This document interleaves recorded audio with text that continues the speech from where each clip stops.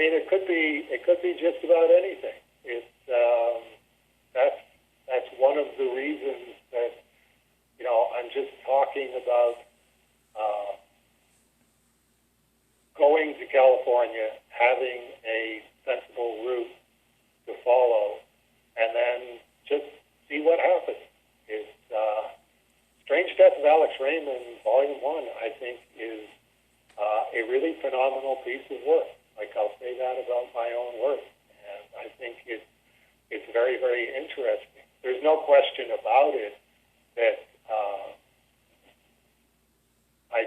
guessing a percentage, 85%, 90% of the comic book field wants to make sure that it's completely destroyed before it even exists. And it's like, again, that's fine, but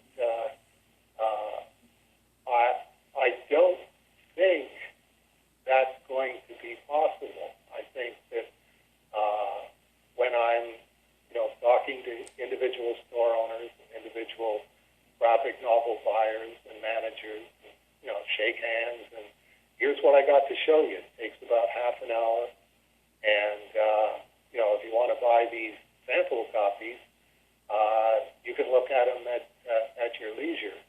And here's the idea behind what I'm doing, because Heidi McDonald's not going to talk about it. Tom Spurgeon's not going to talk about it, except in deprecating Dave Sim, the twisted misogynist, is going to be going to California.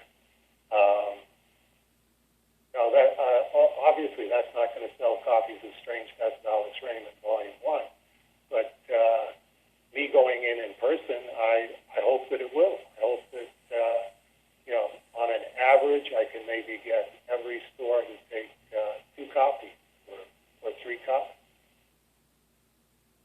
Well, I mean, it's not the worst idea in the world. It could be. That's one of the things. Anytime that you do I always do this. I don't know what it is in my nature. I always do something that nobody's ever done before. It can sound like a really good idea until you're actually trying to do it, and then you find out, okay, this is why this doesn't work. One of the reasons that I'm calling it the Death of a Comic Salesman sales trip is either this will be the death of my career and probably the death of Strange Death of Alex Raymond, even as a concept, and I'll know that by San Diego, or it works like gangbusters, and then I have to do it all over the United States. Then I got to go through the tri-state area in New York, and I've got to do the Midwest, Illinois and Indiana, and crash on your couch.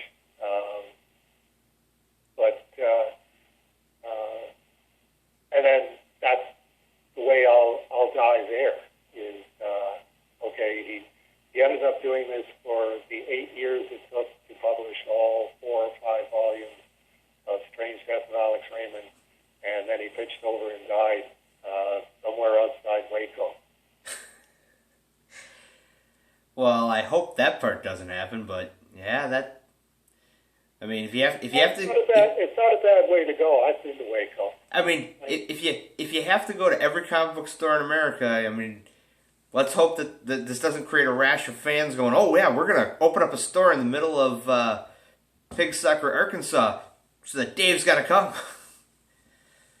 Well, that'd actually be a fun thing. From my perspective, I mean,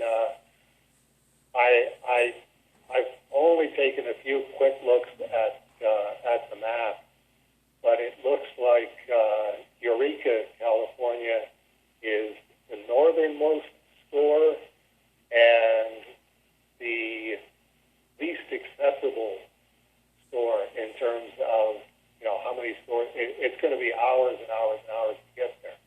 But if I'm going to do every store in California, I don't want to get into every store in California except for this store or that store.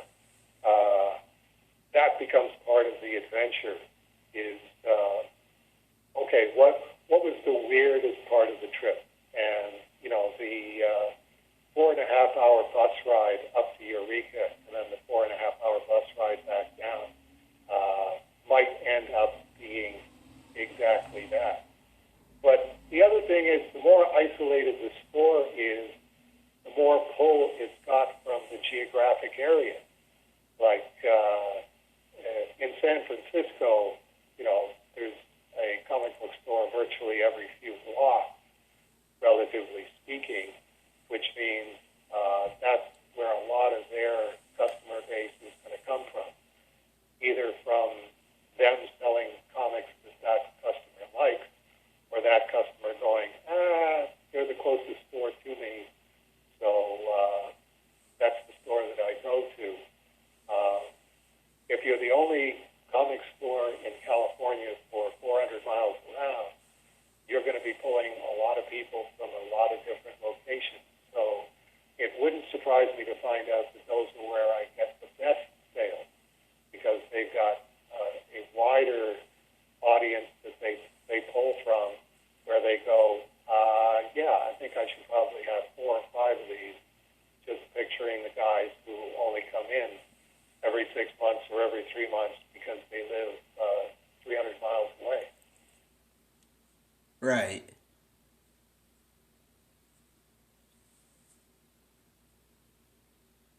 So I'm just looking down the list of, and then when Dave Copperman said, this really ought to be a documentary, and Sean chimes in with, I really hope you guys rent a car with a backseat large enough to fit Werner Herzog and a boom operator. That's not quite as funny as you might think, because Peter Ventrella, who is doing a documentary about, it's called Rise of the Renegade, which is really about all of the origins of indie comics back in the 1980s, and definitely really wanted to interview me. And I said to him, as I said to everybody who calls me about being in their comics documentary, you do the documentary and you get it into a finished form, and then you tell me how much space I've got and where I am in your movie, and I'll give you a half dozen quotes that will work perfectly for the spots that you have for me. And of course, with documentary filmmakers, that goes over like a complete lead balloon. It's like, no, I'm not asking you to make my movie with me. I'm asking to be able to interview me, to interview you for my movie.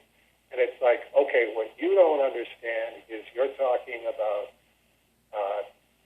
either turning the Off-White House upside down with all of your camera equipment, and then I sit there and I answer all of your same dumb Cerebus questions that I've answered 150 times before with different people, and you shoot 2.5 hours, 3 hours of footage, using up 2.5, 3 hours of my life, and then you pick,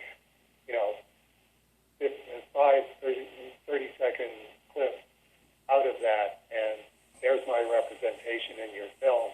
It's like, no, that's not worth 3 hours of my time. So, the difference in this case was that Peter went for it. He said, okay, that's what we'll do. He's working on the film. I think he's still shooting it. He's still shooting in San Diego this year. And he's going to put together the film and then say, okay, here's the part where you would be in there. And he's actually he interviewed Rick Beach and Steve Bissett, Scott McCloud about Dave Sim, and sent me the footage of them talking about Dave Sim. So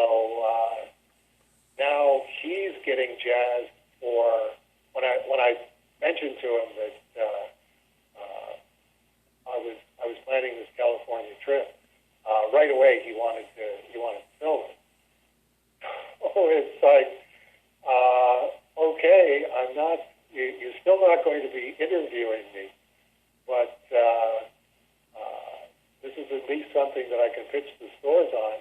If you guys want to be in potentially in this guy's documentary, we're going to provide you with signed waiver forms saying that you allow all of the footage of you talking to Dave Sims and your store to appear in the movie. And we're also Peter and I talking about, like, I'm looking at this footage of Cassette and Rick Beach and who else? Oh, geez, there was Alex Robinson talking about me, Richard Brunning,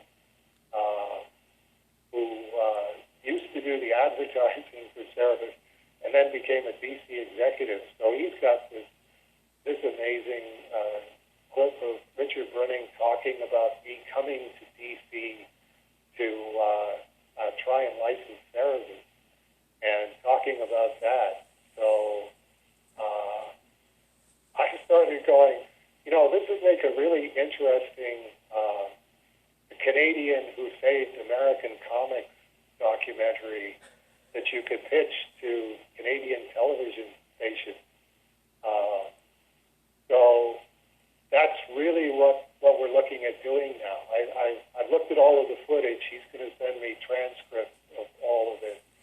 And then basically I'm just going to rough together my own.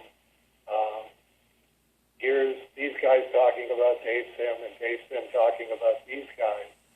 And it's got that really weird Canadian quality to it because it's like, these are all American comic book artists. This guy works at DC, and he knows who this Canadian is, and he thinks that this Canadian has some kind of importance. So that's on the back burner right now. But that's one of those things that I'm going to be throwing together in the next while. Okay. I look forward to whatever comes of that, because that sounds like a couple hours of my life I'm going to enjoy. Yeah, I don't know if it would be a couple of hours. Like, one of the things is that, Steve Bissette trying to explain Dave Sims, it's like, man, you got an editing job on your hands. So Yeah, but all of my clips are just going to be, okay, I've got to say this in about 15 seconds or less, or 20 seconds or less, and maybe we can just splice this together into a half-hour television show. I was saying to him, at the very worst, like the Rogers TV in the local cable outlet used to be like, just really punchback cable sort of channel, and now it's like an actual official television channel. It's like the Kitchener cartoonist that saved the American comic book field. At the very least, we can get them to run it. I think we can get them to run it. well, you got to remember, Dave. This is the world of DVD, where everything that they film is going to end up on the 4-disc complete Ultra edition. Right. And God bless them all. It's here's my complete DVD. Here's the 15 seconds of me talking about Steve Bissette, and here's my 2.5 hours talking about Steve Bissette, and we'll see which one people want to buy. Depends on what their level of interest